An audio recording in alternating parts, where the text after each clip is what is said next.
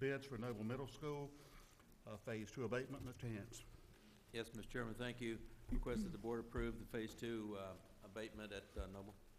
Move for approval. Second. Questions? Just one. What were the alternates that were added in there? What were they for? Yeah, I think you had two. I'll have to look and see, just a second.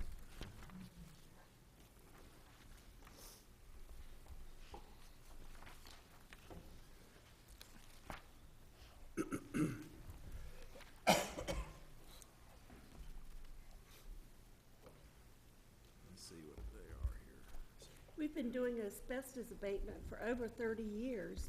When are we going to get it all out?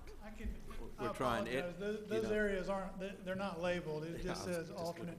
They expanded the scope, and we did some carpet replacement in one area and some abatement, floor tile abatement with tile replacement in another area. So we get it all out according to government standards, and then they raise the standards? Is that what you're saying? No, not in this. Once it's out, it's out. You won't have to deal with it anymore.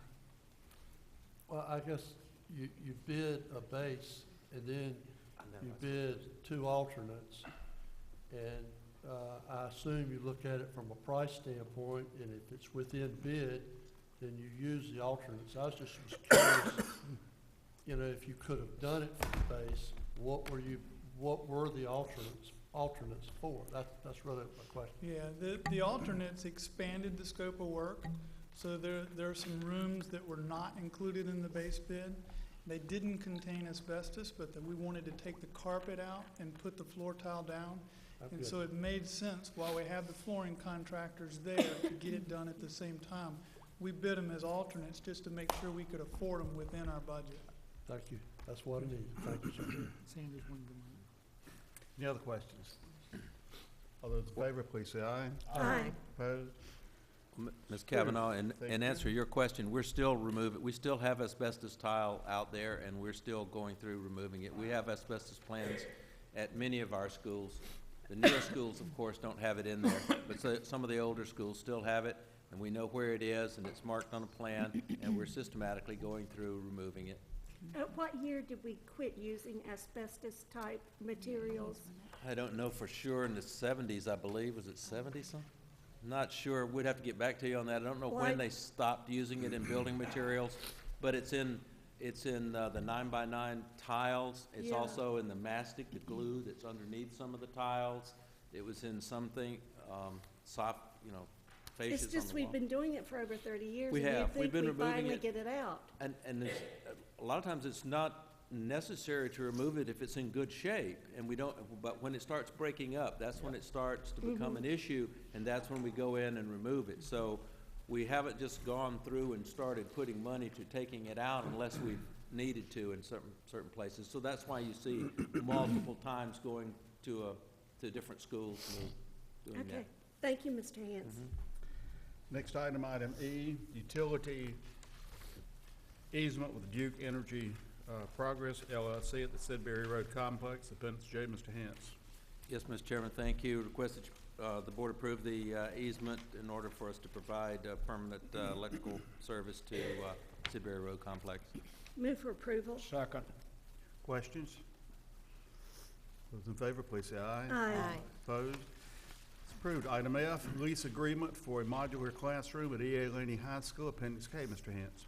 Yes, Mr. Chairman, thank you. Request that the board approve the modular classroom lease agreement for Laney High School. Move for approval. Second. Questions? All those in favor, please say aye. Aye. Opposed? It's approved. Thank you. Item G, surplus list, Appendix L, Mr. Hance, and I assume, Mr. Bullard, we need to read in the numbers from the law pertaining to this. Yes, Mr. Chairman, the language the board needs to approve is a finding that the property is unnecessary or undesirable for public school purposes. Okay. Thank you. And that is the words that are in the appendix.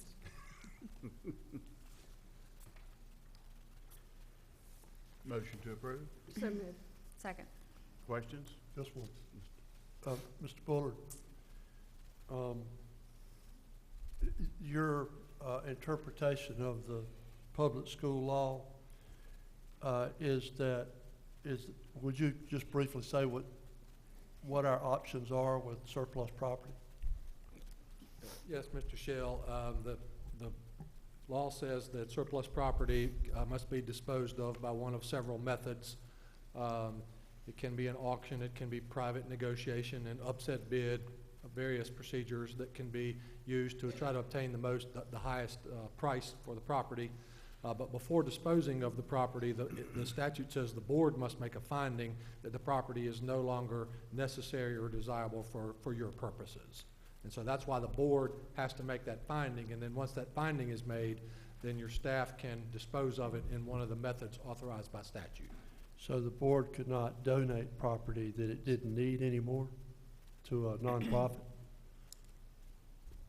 There might be a provision for the nonprofit. I'll have to check that. I know you cannot donate property to just a private citizen. There may be an exception for donating to the county, and there may also be an exception for donating to nonprofit charities. I'll check on that and get back to you. Thank you. Any other questions? All those in favor, please say aye. Aye. Opposed? It's approved. Thank you. Item H, audit contract with Cherry Beckert LLP, Appendix L, Mary Hazel Small. Thank you, Mr. Chairman. I request the board's approval of the audit contract renewal with Cherry Beckert for the audit year ending June 30th, 2016, in the amount of $54,000.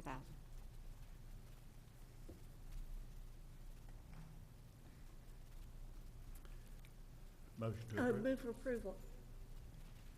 Second. Questions? I have one question. Are they here in Wilmington? They are, it's a national company, but the office that works with us is between Raleigh and Ashboro. So we have auditors from both of those offices come.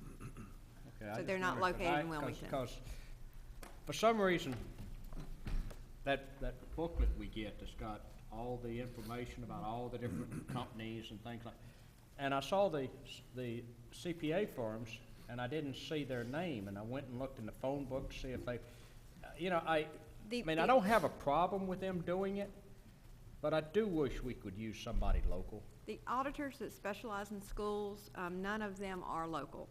We had a firm that did it for several years that did several school systems around the state, but they kind of got out of that business. We were the last one that they did. And it really is helpful for us to have that expertise of school finance. It's a little bit unique. And so there are several companies that do specialize in it, but none of them that I'm aware of are local. So McGadry doesn't do that anymore? They have bid, but they don't currently have any North Carolina school systems. That's, okay. Thank you for the information. I just want to be clear about that. Any other questions? All those in favor, please say aye. Aye. Opposed? Approved. Item 13, call to the audience for non-agenda items. We've had one individual, Jim Kistner. Let's get it up here so you can hear me. And you can see me always holding my, I have trouble hearing sometimes myself. So good evening, ladies and gentlemen. My name is Jim Kistner. I'm a Wilmington resident and a retired educator who's still very much interested in education and educational issues. As a former high school principal, among many other roles, I guess I'm a living proof of somebody who can take a licking and keep on ticking. So I'm here still ticking. I recently learned about plans that are underway to open the J.C. Rowe Suspension Center, now called, just to make sure I get it right, the J.C. Rowe Academy, in the coming school year. I haven't been able to... J.C. Rowe Center. Can you hear? Right, yeah, we can hear. J.C. Rose Center. J.C. Rowe Center? Yes. Okay, thank you. That's proof of my inability to hear. I thought That's all right. I wanted it to be academy. They wouldn't go Okay, with me. so I haven't been able to get too much information on this, and I haven't been here that long. So the little I know raises some questions that I want to ask this evening. One of the things I did learn is that it appears that a disproportionate number of the students who will be bused to the new facility will be students of color. And for me, that, along with the fact that the new center is a relatively unknown entity at this point, I guess I'm asking for more information about it. So the two questions I have this evening are these.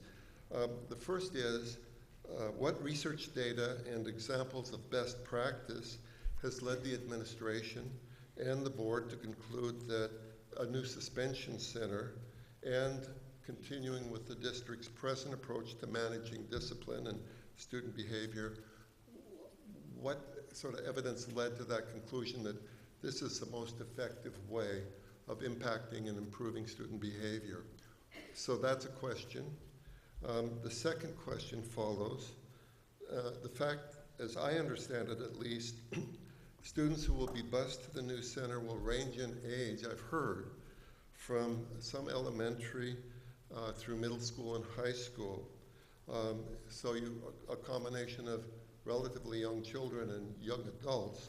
So the question that raises for me is, what dangers does putting students of such a wide range of ages together in a single building on a single small campus at the end of a dead-end road, was mentioned last time, what is that possible dangers does that pose to the younger children?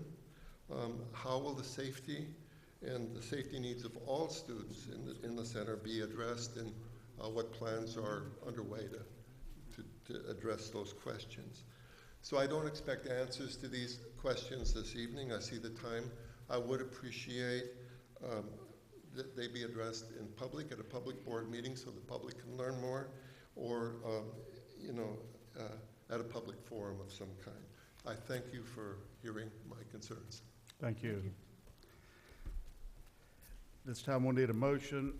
Item 14, we need a motion to go into closed session. Mr. Board, would you cite the statutes, please? Yes, sir, it's 143-318.11A, 3 and 6 for attorney-client privilege and personnel. So moved. Second. All those in favor, please say aye. Aye. Thank you. We're in closed session.